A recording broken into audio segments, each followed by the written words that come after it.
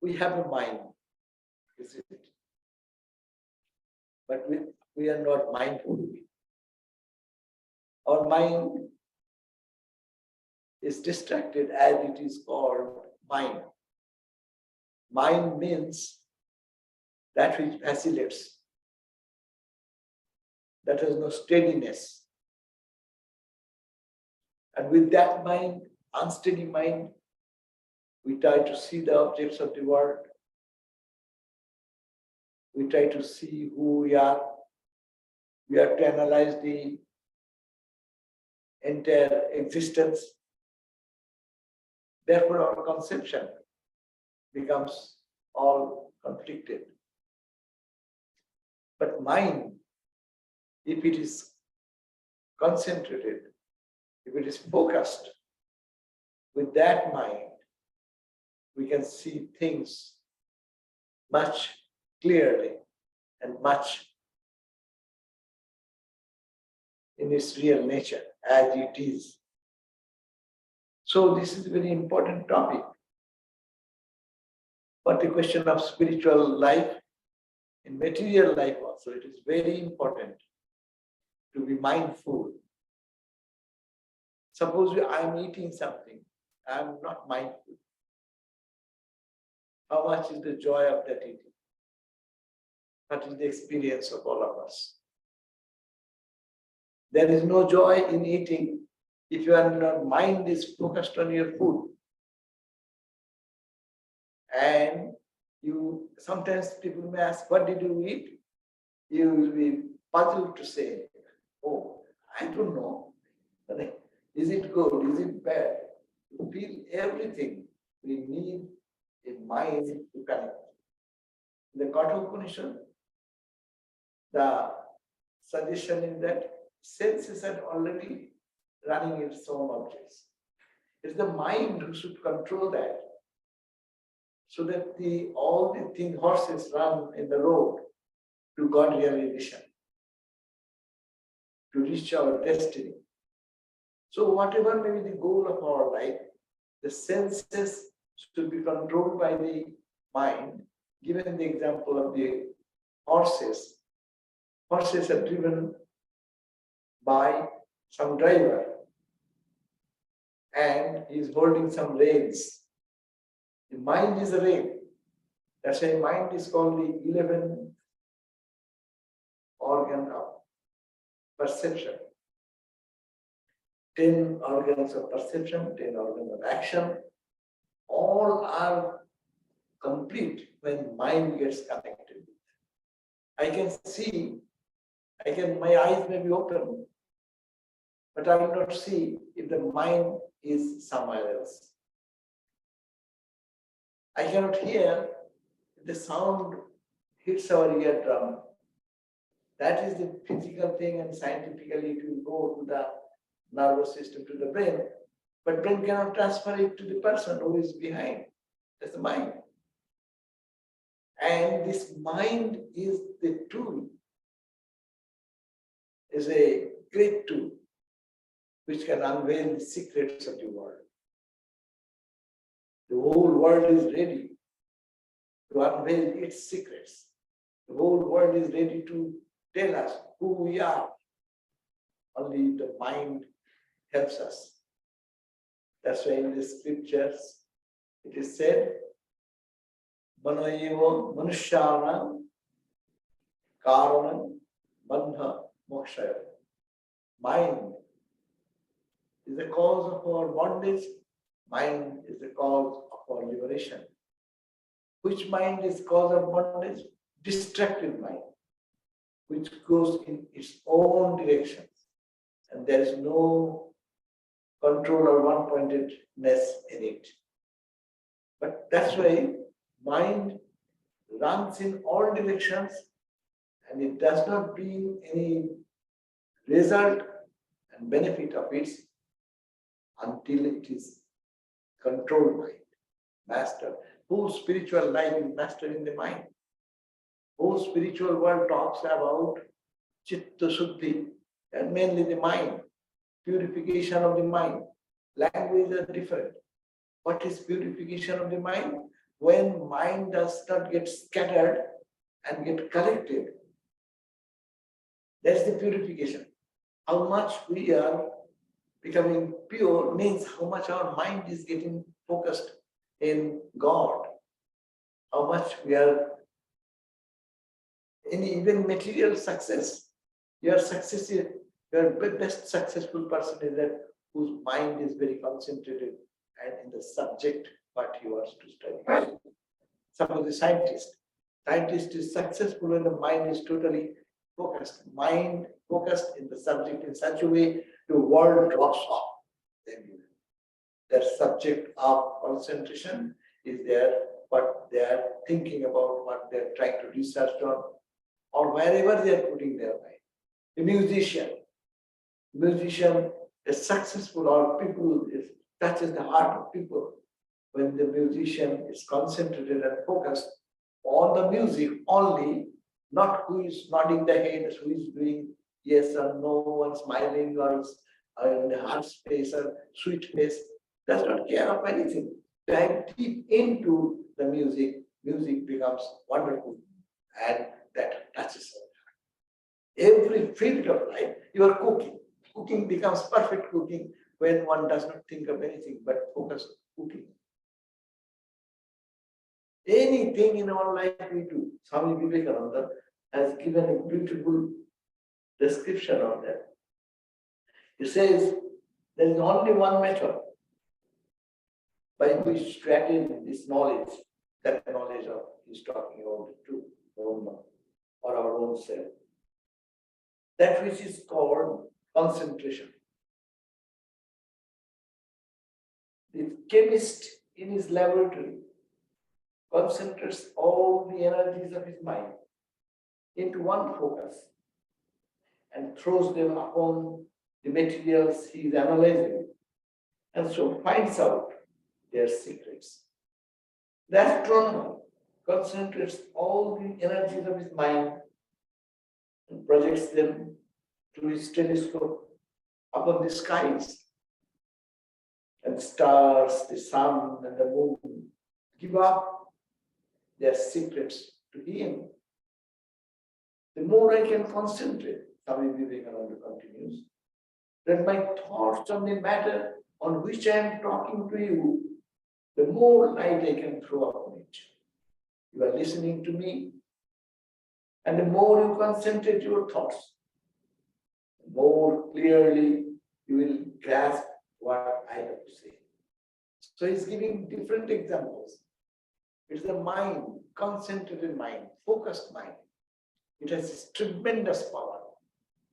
That's why people work so fast, whose mind is concentrated.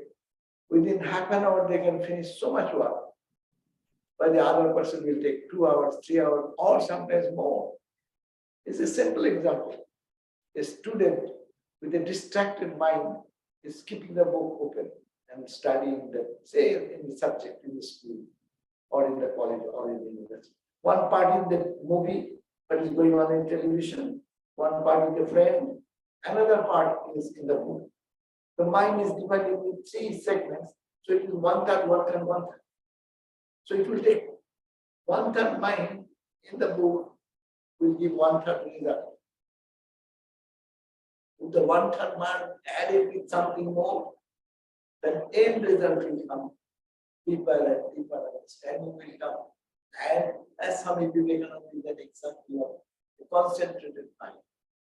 Whatever he did at that point, he is there. You see that in the childhood story, we know that when he was a small boy, he was playing, it is a play, let us play meditation. And he was playing meditation with other children of the same age group. And Swami Vivekananda, the knowledge, is also concentrating or keeping the mind that focus, meditating, focusing in something God.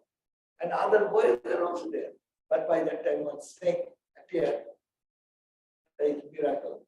And the snake, naturally, where is meditation? If something happens here, where will be our meditation? Where will be our prayer? We will all run here and there and think about all this.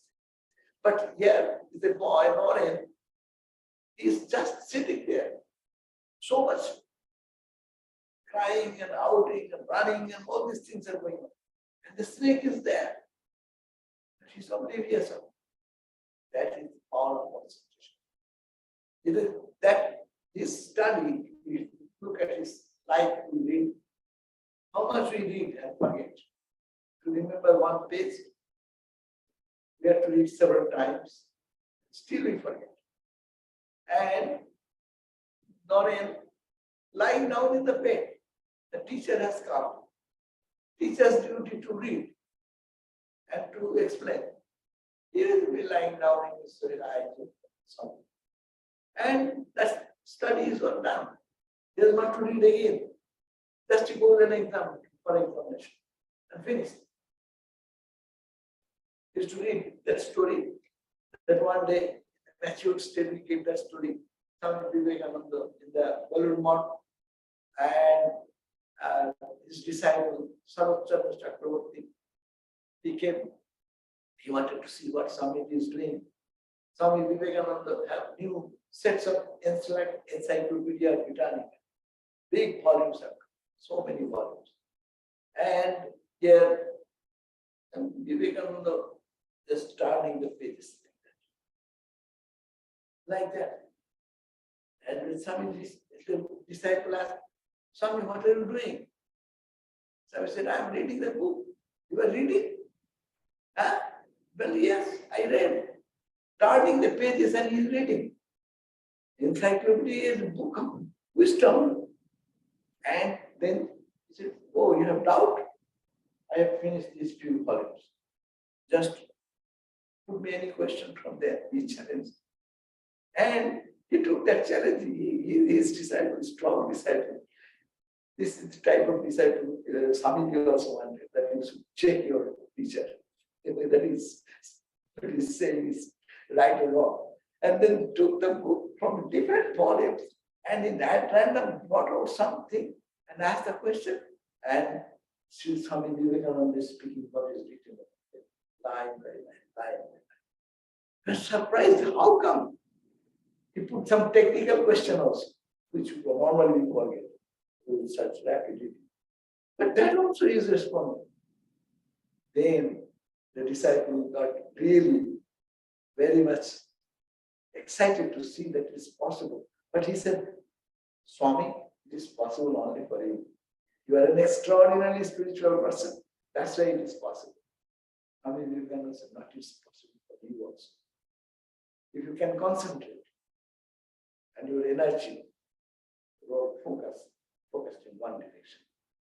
So, though he said, but it is not possible for ordinary people to have such type of learning. But we can testify when we learn our alphabets, how we study. And now what has happened now? You read one page, how long it takes. And when we are kids, we used to study in a grade 1 or 2, how long it will take to read one page. That means their concentration level has grown a little further and understanding also has increased. So mindfulness, what we call, is actually mind, which is our normal characteristic of the mind, which is distracted. It is to be focused. And this is a practice. And this mindfulness brings joy in life. Mindfulness brings satisfaction and conviction. Therefore, not only in meditation time, it should be practiced all the time in all action. That means training of the mind should be such that whatever it does, let it do as focused way, perfectly, as much as thinking that is the only thing before me, nothing else. And one at a time. We talk about what? We talk about what is called multiple task. Multiple task is a word I don't think it is right way to, one can do multiple tasks. Yes, you can boil water in one oven another boy, you can put some rice, you can multiply. You can do 2-3 things in the same time, like this. But you are cooking perfectly, multiple this direction, it is very difficult. It's not possible. So to make a success in life, in any field of life, we need to be focused and we have to train our mind. That's why we practice. Mindfulness is a question of practice. Our normal tendency of the mind is mind because it runs in different directions, following the senses. Is the boss of the senses, and your friendship with the senses. Eyes will try to see this way, mind just follow and run up. But at the same time, mind wants something else, and the senses are always triggering your inspirations. Come here, see me, eat, go, touch, taste, now.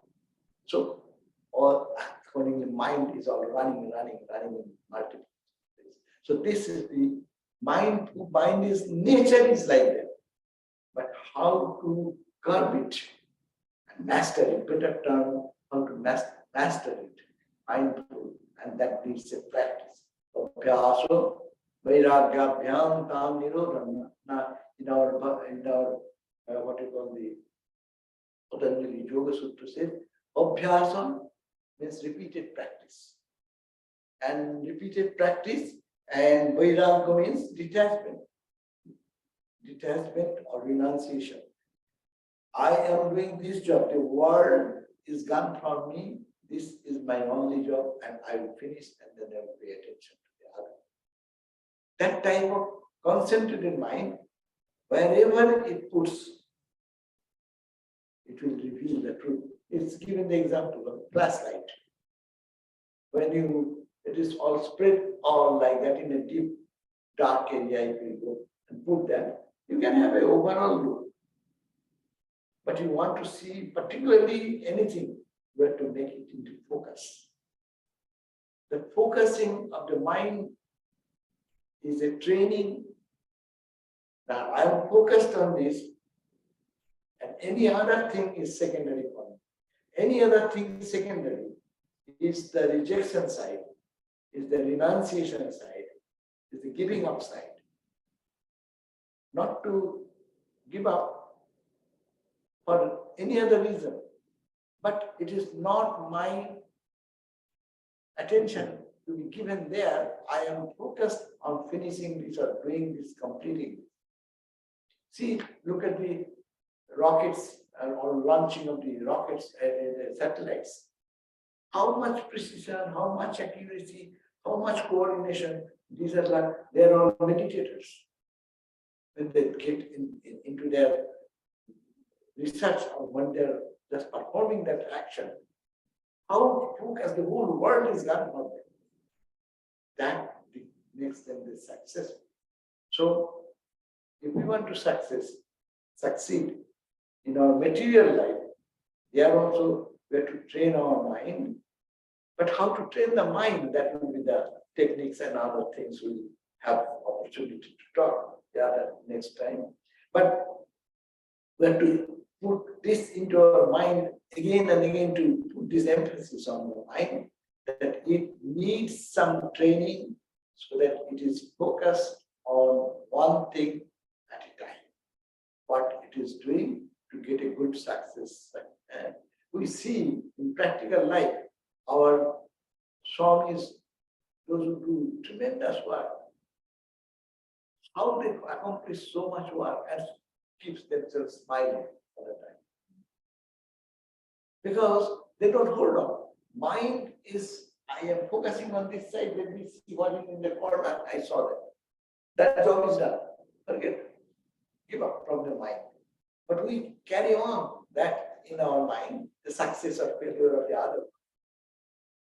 That is distracting. Mind gets distracted there. First of all, we cannot concentrate our mind on the one object. Even with God's grace or your own effort, we do it. Then the success and failure of that one takes a part of my mind, chunk of my mind there, and before going to the next one suffers that. And there also then to the next it will suffer.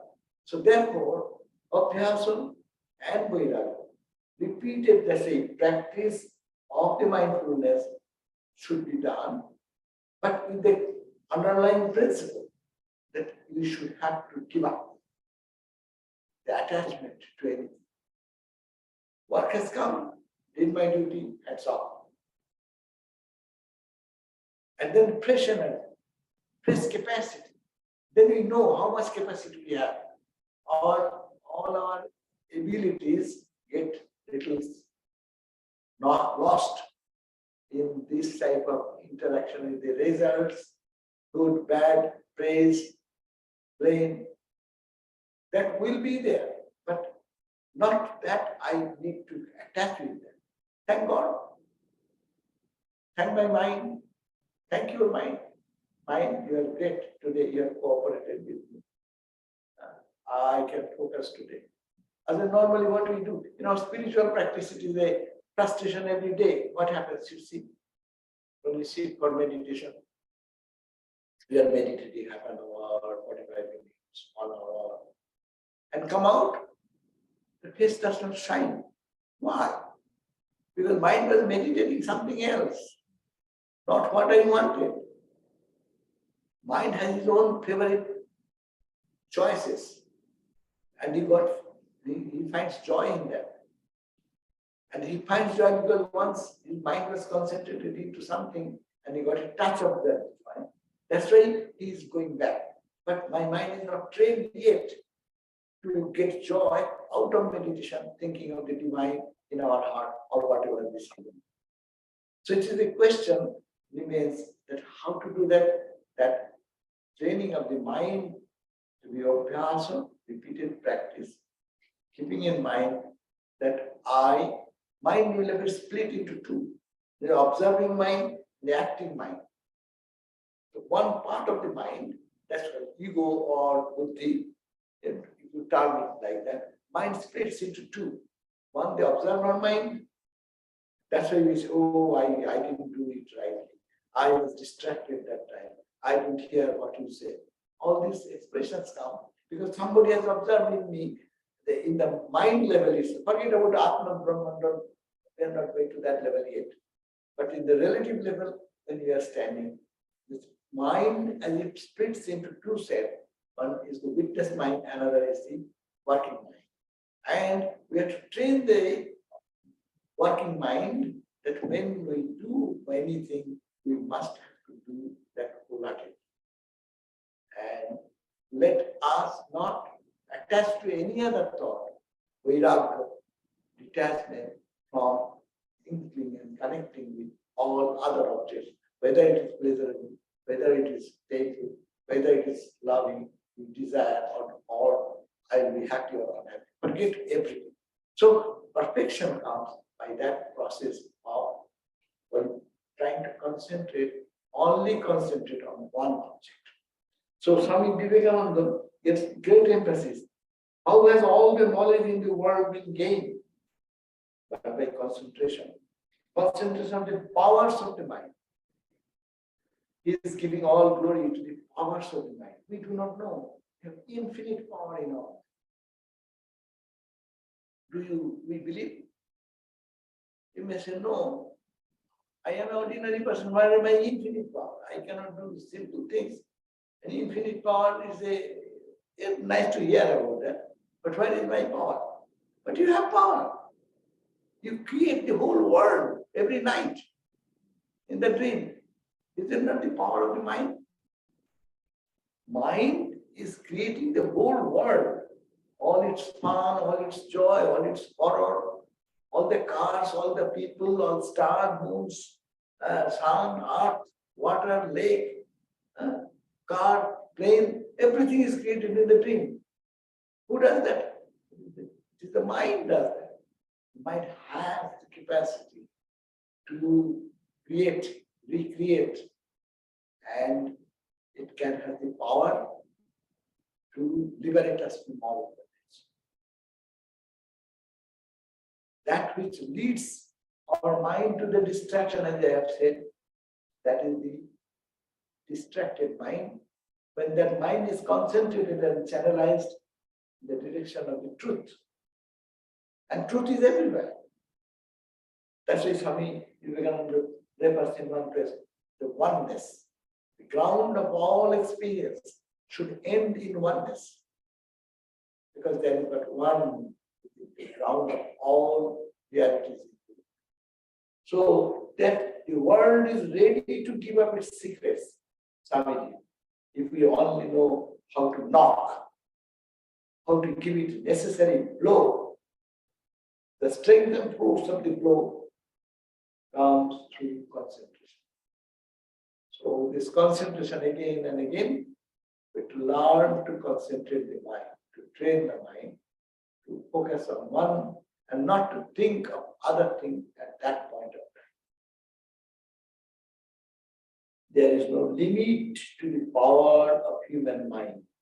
The more concentrated it is, the more power is brought here on one point. And that is the secret. So Swamiji now goes on.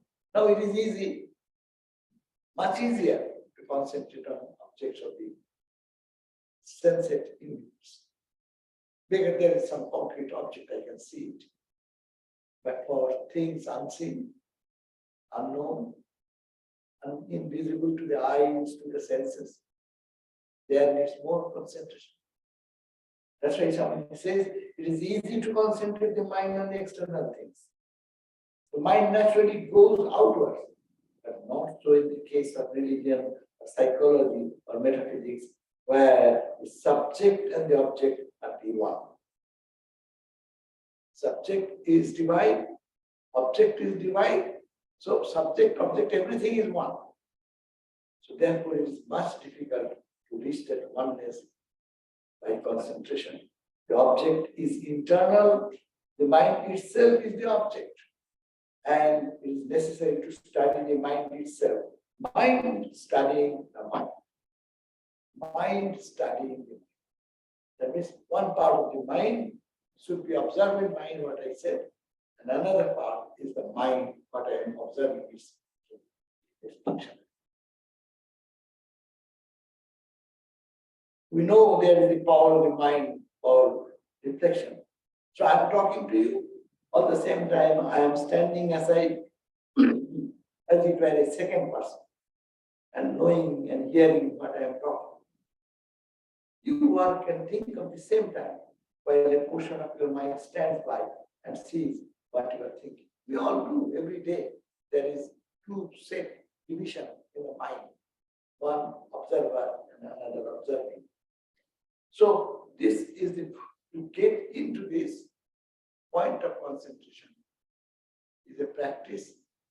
That's why Patanjali said, then chitta. Chitta it is all distracted. So it is distracted. Therefore, Swamiji gave the example, chitta is like our mind. Mind is like a lake and water, no? And water, rippled water. Because if it is rippled, I cannot see through. Observer mind cannot see through this mind, but is in the water. And it gets distracted. No clear little bit, tidbits of the spark of that thing. Nothing in the bottom can be seen unless the top is calm and serene. Not top is calm and serene is enough. Mind itself should be clean, maybe muddy water. It may be little colored water. It may be only when it is sattvika. When it is rajasika, tamasika, it will not reveal. Tamasa is deadly inert, not at all trying to move in any direction. Say, meanness, unkindness, all these characteristics of the mind is dominant there. Mind is engaged in those things. It is not helping us to clarify what to get out of the dust and dark, deeper level of regular thoughts and ideas. And then comes the Rajasika mind, pride, ego, arrogance. These are part of the mind, which colors. So through that also I cannot see, but only when the mind becomes clean and clear, then we can see two things. It is clear and calm, two things to be simultaneous. Surface of the water should not run one thought to the other thought to the other thought. How many thoughts we think in every minute? Hundreds and thousands of thoughts. Every minute our mind running to different objects, experience now or experience before, it is running. That's why Arjuna, when it said that you control your mind, what Arjuna said to Krishna, it is very difficult. I am a powerful warrior. You can ask me, I can bring the entire air of the whole universe, no? And put it in a jar. That is my power. But to control my mind, don't talk. And his power, look at that, he is how concentrated, he is such a concentrated person, he is saying it is difficult. What about it? Arjuna had the power, that's when there was what is the test? So there is a fish hanging in the air.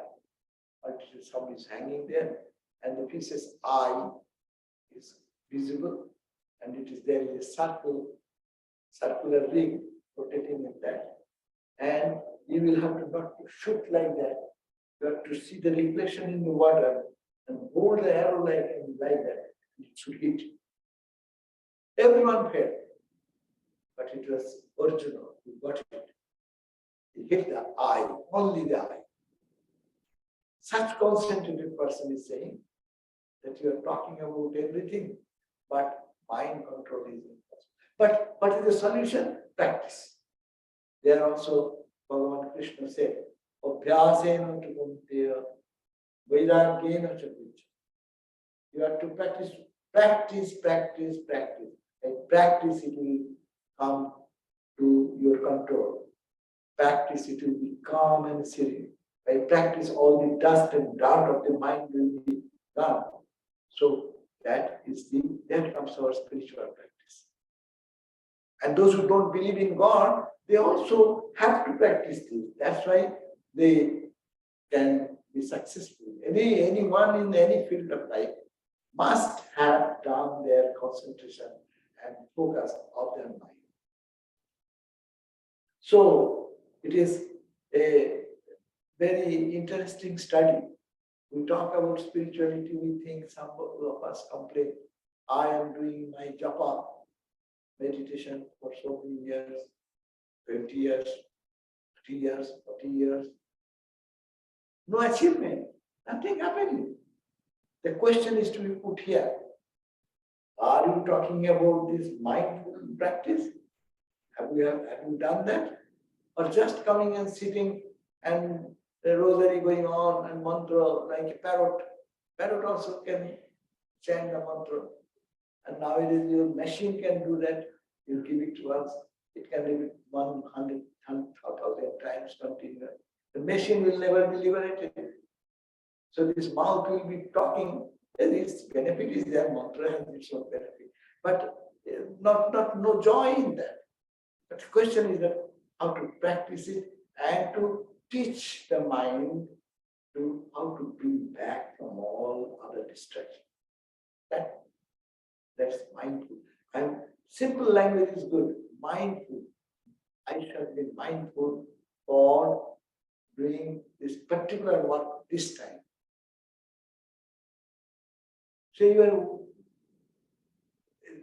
from our every bit of work, that's why it said, if we are mindful, then everything becomes our worship.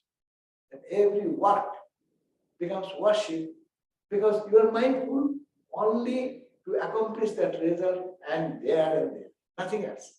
There no other desire, no other craving, no other thought of praise and blame and this and that. And one thing is gone, another thing. Another thing is gone, another thing. So as if you are doing everything but not attached to anything. What a great philosophy. So that is mindful person can achieve ultimately that the truth which is invisible before this gross eyes in our life. So mindful practice, detaching and concentrating and concentrating and concentrating. The rays of the sun, light is all dissipated. No? When it is concentrated to a particular prism, it generates so much power, it can burn, we can burn the paper. But where is it? Other time, where is the energy going? Energy was there. Our energy fritters around all day in different directions. But that same energy, when if it is redirected and concentrated and focused, you become, we call the person becomes Theta Prabhu, illumined person. A person who loves God with whole heart and soul, you feel that they become a saint. Their tears rolling down, their presence gives us uplifted mood. All these are possible only when it is done with one-pointedness, concentrated, focused in spiritual life. So spiritual progress depends on concentration. So how to concentrate the mind? Just to bring back to the focus of that particular time. Every work is worship. We say though, Swami Vivekananda taught us, work and worship, first stage, then work as worship, and work is worship. This can be achieved by mindfulness. If it is the work and worship, I am working for him, I am worshipping him. Or you worship in the morning, take that spiritual feeling into your work. There is a struggle. But now, if that can turn into work is worship, because whatever work I am doing, it is my puja, my worship. And I am doing it for God. If I am doing it for, this is a good attitude, to concentrate the mind, to focus the mind in our all action. We always have a complaint that where is our chance? When can we meditate? We have no time. We are so busy. So there is this solution. Don't have to find another time apart from this. Time, whatever activity is going on, that can be worshipped by mindfulness. Because if I think this is only my work to concentrate and but do the best I can do, doing that, as you shift into another, your attachment goes away. As a devotee, we can operate.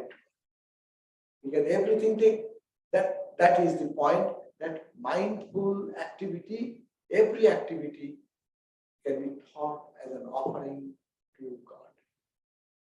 And that every work then becomes offering flower as you do in this right.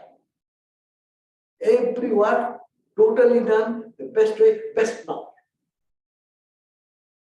And then my heart. So what becoming worship, we don't have to complain, where is my time for worship? Morning I am busy, and to go to office, and then I am to take shower. Taking shower should be an worship. Mindful. Shining your shoes should be an worship. Mindful. Putting your cloth in perfect way, that should be mindful work. Our whole Ramakrishna order are very much careful about that. And nowadays people don't talk about that. But in our early days, we are always trained, and we got so much of good scolding for not doing mindfully whatever you are doing. No? Then suppose you think that I am my cloth I can throw away here. No, you cannot. Mindfully, you do Take care of that and hold it properly, keep it rightly as it should be. So every work mindfully done can be offered to God. You cannot give, suppose if you think that I am doing karma yoga, even idea. Mindful activity can be fully, is a person who can be karma yoga. That person can be dhyana yoga. That kind of person can be what you call the jnana yoga. When you are trying to analyze yourself, say, what is me? Dive deep into the analysis. Be mindful in that analysis. I'm not the body, not the mind, not superficial. Why I'm not the body? Go deeper and deeper and concentrate on that thought so that other thoughts don't come. At that point, what will happen? I am, this is changing. This is changing. This is changing. What not? Every part of it is changing. So how can I be there? And concentrate in such a way, and then it will be a realization. One Swami was in, one of our Swami, he was in Rishikesh. And he was a Vedanta, that time getting some vacation, he was doing serious Vedanta study. And he was reading mindfully, and that mindfulness created some type of restlessness in him. He's saying that I am that. I am embedded into this. That is this real or that real? And in the rocks, the mountain, the river, I find the trees of the Rishikesh, holy place. But is everything is that divine? Everything is that consciousness? And it mindful, because concentrated in that thought, it took away his whole personal thinking and eating and everything. He forgot his eating, sleeping. 1 day, 2 days, third day, he then become little conscious. Oh, what's going on? I have not eaten 3 days. I have not done any other activity. I shall be mad. Actually, he was really very serious. His mind was totally concentrated. Is it true? Or is it just a superficial talk? And that total mindfulness, he said ultimately on the last day, when I was thinking I will be mad, probably I'm going to die. And suddenly, in a split moment, a flash of experience came. And that removed all the doubt. Yes, it is. So the mindful, in a jnana yogi can be you will be a perfect jnana yogi by mindfulness. We can be a bhakta by perfect mindfulness. We can be a karma. Particularly, I am emphasizing on our karma because our life is centered around our karma. Morning till onward, whole day, it goes on work, work, work. And what we work? We always work and we always come dissatisfied. Why it should be? Why not do the best with the total mind and focused mind? That is the best you can do. And that's finished. Next one. There was one Swami in our Perumal headquarters. So he was the general secretary. So whatever happens, you go to any office, big boss office, there will be so many files and this and that, so many works are left, no? But if you enter into his office anytime, you don't find that there is no paper at all, as if there is nothing. He has no work at all. And you go and just tell anything you want to say, as if he is waiting for you to hear your problems. And they are the people of realization. And there's so much work. Where do they get the energy? They get the energy from this mindfulness. Because they are not thinking of anything. Whatever I have to do, I apply my whole mind and concentration. And this is my offering to God. So done, finish, get out. Anything to be said, someone Madhavananda Swami, someone approached him and said, Swami, You run this big show of Ramakrishna order, and so much problems come and so much things come, but you seem always as if you have nothing to do. How do you give this decision? It's a great decision, because one decision mistake will make so much impact in the center and other sadhus monastic life. What do you do? How do you get such good suggestions? He said, I do not do anything. When any problem comes, I try to make, he said, I try to make my mind vacant.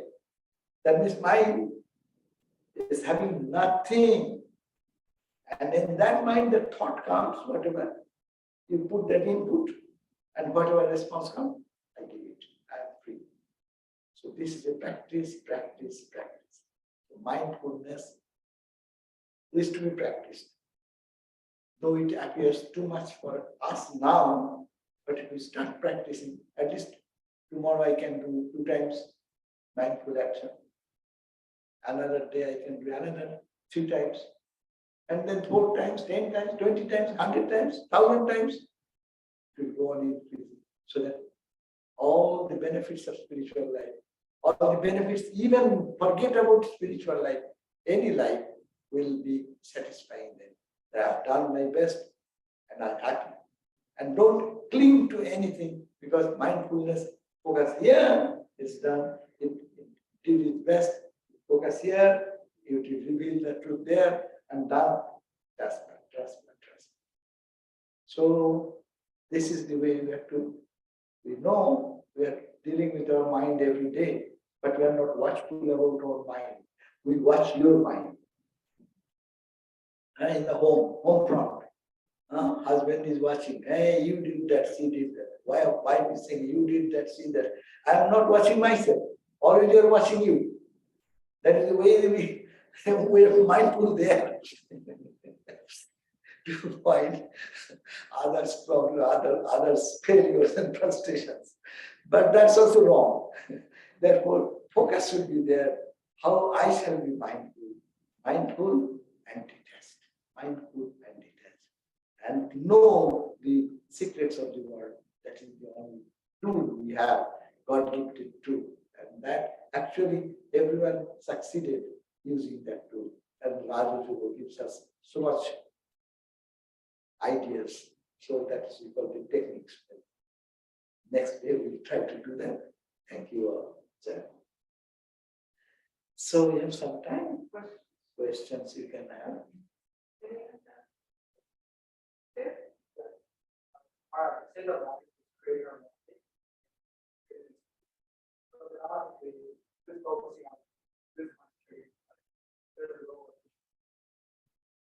Can you repeat the question? What is who is meditating on whom? We are saying concentrating, no? That's your question. And the mind will concentrate on whom? Mind is concentrating on mind. But Vedanta says there is no mind. Vedanta says no mind. But are you beyond mind? So you are in the level of mind. So practice. Here the concentration practice. What? That is Vedanta. I am not the mind. How do you know you are not the mind? Because mind vacillates. Atman, the consciousness, does not. Mind is limited. Mind has limited emotions, reactions, actions. Atman is beyond action, beyond all changes. It has no birth, it has no death, it has no beginning, it has no end. Mind has a beginning. Mind. You have to use your own tool of mind to go to that. Same tool to kill the mind, you need the mind. Impure mind and pure mind. So apply that type of ideas, and then this mind will understand that that mind which is limited, that is not me. But what I am, that Ramakrishna says, Shuddhama. When your mind, by this process of analysis, with the full full concentration on the object of Atman, what is Atman, what is not Atman. Mind is the another thing, is Maya. Vedanta says, mind is Maya. So if mind is Maya, you have to get out of the Maya. How to get out of the Maya? By analyzing, does mind corroborate with the idea that I am infinite? Does it satisfy that argument? No. I am limitless. I am self-contained. Mind is not self-contained. Mind depends on so many things, objects of the universe, stimulation from that end. Mind depends because there is behind the consciousness. Mind cannot be independent. Consciousness is independent, but mind is not. So you have to analyze all these things by the concentrated or pure mind. And as we analyze, mind becomes pure, distinct, and it can see through. This mind, present mind, though I am talking, it is not getting it. And the Swami was thinking that with the mind. He is a Vedanta student, and he was analyzing the mind. If this is true, how am I this limited? How I see this world as stone, rocks, Ganga water, trees, plants, sky. Is it how? My mind is showing this. But these are all limited in time, space, and position. It is non-sentient. But what makes it appear? So this mind, penetrating mind, this pure mind is penetrating mind. Like as you say, that in your point, when we penetrating mind is X-ray. If I stand before the X-ray, what it will catch? It does not see what is outside. It goes back and it finds out what it wants to catch. Cat scan, this scan, that, all these things. But they go and catch whatever they are focused. So this is the kind of penetrating, it's a piercing mind, pure mind. Satchidananda mind. That's called, Ramakrishna says, pure mind, pure intellect, pure ego is pure Atman. So to reach that purity, what we have here described as mindfulness, with that type of practice helps us to reach that destination.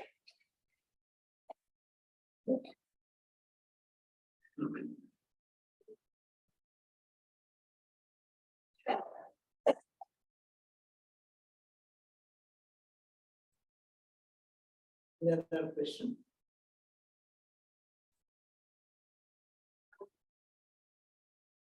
Our actions. Then? When we're being mindful of our actions without judging, desiring the result, is that non-judgmental mind similar to the way Sarvadevananda tells us not to find fault in people? Automatically, and yeah, this prayer, the question is this, that if we practice this mindfulness, then will it also in non-judgment reach a state, non-judgmental state, and I will be able to see not fault in others? That's the question. Yes, when the mind becomes pure again, when mind becomes pure, what will see, what will feel? It is a X-ray eye. We'll have a third eye, and we call, not that another eye will be found here, but a third eye means introspective eye, and that eye, pure mind, will show who is behind this name and form. And that God, God, God, God. And then we'll understand, everywhere there is the presence of consciousness and God, or we call it God, we call it consciousness. But we are differing in our level of mind and intellect and ego, all these layers of unskilled, unimpure mind. So you are different, I am different, I have my baggage of mind and intellect and ego and all this garbage. And you are also having Atman, Brahman, plus the garbage of your mind, emotion, ego, etc., etc. So if we here the veil is gone, then I will see the light only. And those we know, these are not the real person. You are not the person, you are pure. But these are the all your play of your mind. If I know that mind's play, I will not be affected by them. Naturally, spontaneously. Because I know the inner light, that inner reality that we call God is the only thing which is common. And I am that. You are not separate from me. I don't hate myself. Of course they do when they're crazy or mad or some disease comes in the mind, then people do that. Hate himself and kill himself, suicidal, all this. Normal people don't do that. That we get esteem, high esteem about us. When spirituality dawns, then they become more brighter and smiling and embracing and seeing the connection with God. So, yes, it will be a state by mindfulness practice, by concentrating on the divine here, will clarify this understanding that it's all guna, guneshu vartanta. Bhagavad Gita says, these are interplay of the gunas. Someone is being, oh, he's a very honest person. This guy is getting trouble. There is Atman playing with Atman. But what? The good guy, Sattvika quality, there is a Rajasa quality. The quality, Rajas is fighting with Sattva and Rajas. They are fighting with each other. Guna, are the gunas, the qualities, Rajas, Sattva, Rajas, Tama. In the Gita chapter, you read it very clearly. Guna, guneshu vartam. Guna, all the gunas, Tamagun, fights with Raju. In our life, what happens? When you are meditating, you are a Sattva. And we also get mad and angry. That's the Rajagun has come up. He has dominated over the Sattva quality and the Tamas quality. When you go to deep sleep or sleep at the bed, Tamas is dominating over my Sattva quality and Raja quality. Similarly, I am interacting with you. You are either in the Sattva level or Raja level or Tamas level. I am also in another level. So the Guna is fighting with it. Take it in this way and feel that you are my own. Atman is the same, one. And the gunas are fighting with the guna. That was the philosophy Swami Sarvadevananda Maharaj used to suggest. Don't blame anyone. Don't criticize anyone, but criticize the gunas. He used to tell us, someone is angry. Someone is angry before him. Since this guy, the Rajas has become dominant there. If that guy is good, but the Rajas is dominating there. Someone is, that does not come to meditate in the early morning. Tamas is. So that guy is good. If you tell me, hey, you didn't come to temple, you are Tamas dominated over it, you will not feel bad. You will say, you, did you come today? Why did you come in meditation? I will feel bad. You are hating me directly. And that is the process we can create. That's just mindfulness. If we keep this attention, awareness, mind in our mind, that everything is interaction with the gunas and the gunas. But I am pure, you are pure. So no, nobody to be hated, nobody to be bothered. Okay? Yes. So hear that, listen to your inner voice. So, is exactly power. Is the big mind or the big mind, and the responses we get from inner voices or heart, we say. How authenticate is that? How we integrate with our mind's actions or what? Mind. Actually, like we always hear that sometimes if we are taking some decisions, someone suggests us that take your decisions according to your inner mind or inner voice or by heart. So, what exactly is that part of the mind? So we are suggesting that we sometimes have to take a decision. So you pull down your mind and what your inner voice says, do that. That is this normal people suggest that, or sadhus also suggest that. What does it mean? Is it not? That is the question. What exactly is the part of mind which suggests that, like suppose we are doing, and how like indicate are those decisions coming from inner mind? Yeah. So how authentic is that inner decision what we made? Is it correct, right, or wrong? When my mind is very much distracted, and if I take a decision, naturally the distracted mind has all types of confusion and takes a not a very right decision. We do not know what it is doing. But when we try by practice to settle down, okay, this is a serious thing, I will not react now. So if we try to do that, we calm down the mind, what happens? Better reflection you can find. Say if the sun is up in the sky and our mind is like a lake. Mind word very deeper. You want to see something, what is the deep inside, no? What is the question? What should I respond? All this. But unless the surface becomes little calm, the reflection will not be clear. And when the inner, that is the sun is our inner Atman. Atman is reflected on the mind. It is called the Abhasabad, the reflection theory according to Vedanta. That means that pure Atman, the sun, is here. And if you can touch that, that is the best. No confusion there. But when you are little away from that, all types of wrong understanding, misunderstanding is happening because in the mind, it is reflected in the mind. According to the turbulence of the mind, according to the coloring of the mind, according to the dullness of the mind, according to the understood quality of the mind, reaction is coming. Now, when we become mindful like that and cool down the mind, what happens? It comes close to the truth. May not be all the time, depending on our capacity, but when it goes to that level of calmness, then what we see, what our mind says, is a pure mind talk.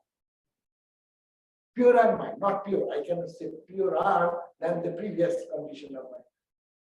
Not the purest, but in this purer condition, whatever the instruction that is coming from my mind to do spontaneously, that should be the better decision than the other.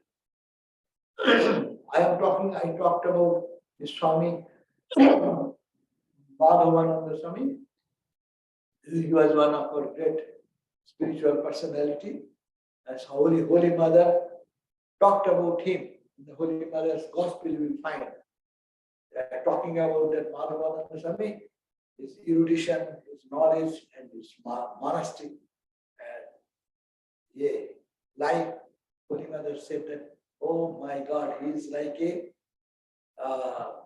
what is called? The elephant tusk, with the gilded with gold. Elephant tusk is the monk, ideal monk.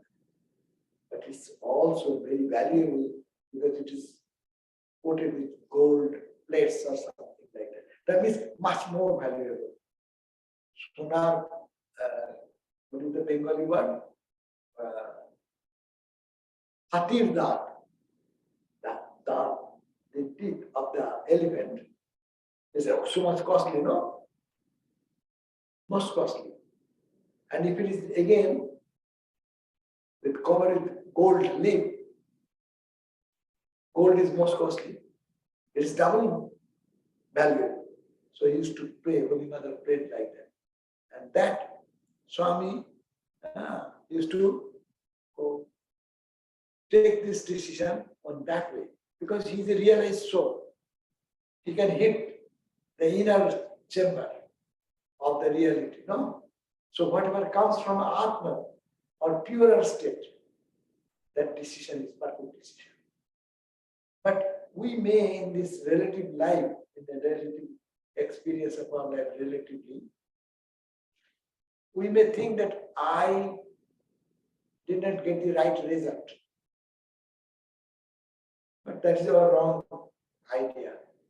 Always good will come because I meditated and calmly and take a decision. And that decision will be materially benefiting. It may not be. Material benefit is not the point, spiritual benefit. So that is the best decision we can do. When you think of in a pure mind, calm mind, serene mind, no hesitation, no nothing to hang on, preferential mood of the mind, pampered, all gone, only in a clear distilled water or clear, unruffled state of the lake, the light will shine. And take that image, come back. That is the best solution.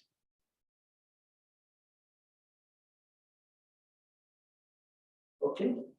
So we end here. Om Shanti, Shanti, Shanti, Hari Om Tat Sat, Sri Ram Krishna Paramastu. Thank you for all of you coming, and some of you are in the online group. Thank you.